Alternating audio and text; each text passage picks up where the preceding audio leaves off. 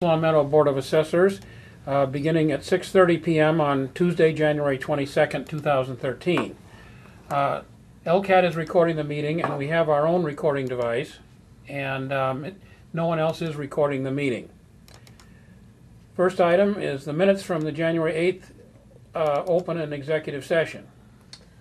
Mr. Chairman, I've read both of them, gone over them. I found them to be in order as to content and presentation, and I recommend that they, or I move that they be approved as presented.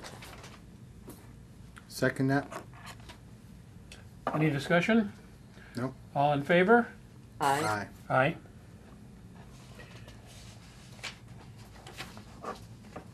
The next item is the 2012 Departmental Annual Town Report, which was made a part of the material on the computers. Is there any comment on that, or? I thought it was a fine job, and glad that Diane undertook the task, and it looks okay in my view. I see we have 37 new homes as the final count for the town report, with that being the final count for all of 2012. Yes. It's amazing, huh? Amazing. And there's still construction going on in town. Okay, the next thing is the 2013 motor vehicle excise warrant, commitment 1. It's a big commitment, over $1 million for. So this would be the one that where most of the bills will go out sometime in February. That's correct, and the bills will be mailed on February 6th, so people should be expecting to see them in their mailbox within a day or two. If they don't receive their excise bill, they certainly would want to contact the collector's office. They are payable within 30 days.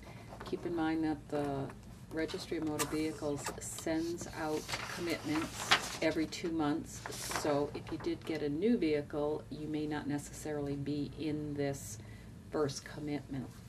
So then you have to wait. Then you wait for the second commitment, and your bill will show up. Correct, or sometimes it could even take a little longer. And I did look at last year's first commitment to this year's first commitment, and it is an increase of $65,756 over last year. 65,000. Yes, and it came out at the same time.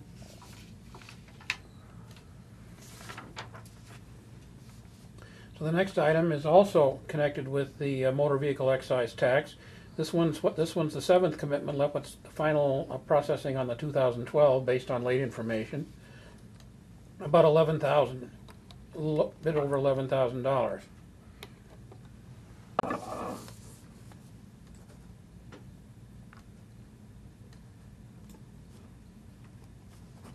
The new cars bought in December, things like that. Yep.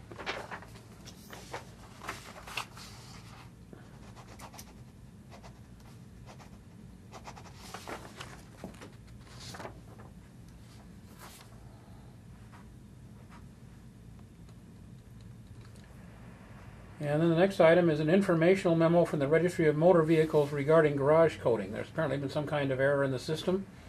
Apparently that the RMV has discovered that when some people, dealers, etc., input the garage code, that they have found that there has been some inconsistency. So people should be aware that when they receive their excise bill, if their car is principally garaged in East Long Meadow, which 95% of our vehicles are, it should be coming from the town of East Long Meadow. Sometimes if you have a P.O. box or if you have 2 different addresses, when the, I'm sorry, somebody just made a comment and I just lost my train of thought. Sometimes when a dealer or even at the registry, sometimes the garage code can be switched to a different community, and that would be the community it would be sent to. So if you are getting a bill from an incorrect community, they should be addressing that community, checking for an abatement, and then it would be sent to our community, which would be the correct one. Or if we have some incorrect information, a person would have to apply to our office, provide the correct documentation, and we would then forward it on to the correct community. So if a guy from Wilbraham had who had a house and a garage in Wilbraham had a post office box in East Long Meadow, we might get the bill, but it's not ours. We got to get it to Wilbraham by one means or another. Correct.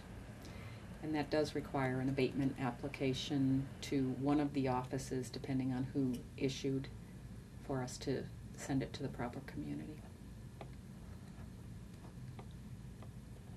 Okay, under correspondence, we have decisions from the we have 4 decisions from the planning board. Is there anything which affects this office? No. I looked at 'em. I think it would be the cell tower upgrades might possibly need to be looked at. Generally what happens is when the forms of list come in, Mm-hmm.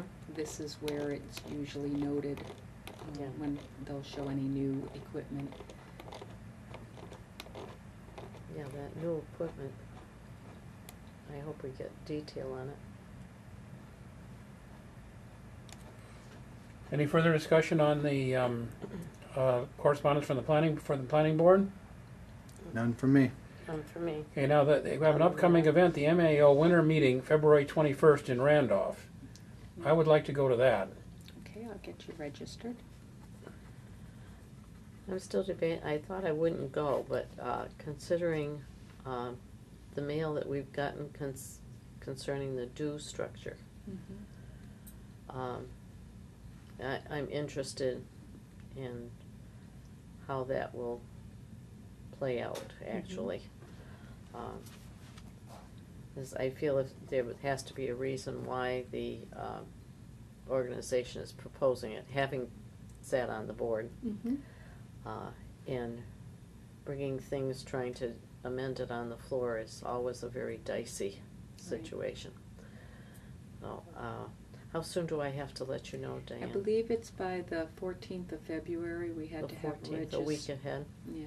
Okay. Give me a reminder at the next meeting, please. Sure. I will definitely get Bill registered, and we will still have you tentative. Okay. Okay, yeah, there's a solar evaluation workshop on February 27th in Springfield. This business of solar evaluation was a big topic at Randolph last year, and it's also the subject of some legislation, and there are formulas and whatnot being developed over time. Is anyone going to be going to that one? Put that in the minutes. Mm-hmm. Diane's going to that one. I did say as long as my schedule permitted, I will be attending. Yeah. And if there's material, you can always bring it back for the board's review. Absolutely. Okay, do we have any other new business or old business for open session? I simply have a question. Our budget was submitted? Our budget was submitted, yes. Okay. Any issues there that we should be aware of in open? No, I think we're going to just discuss whether if one item should be going for a warrant or capital planning, and we can discuss that shortly.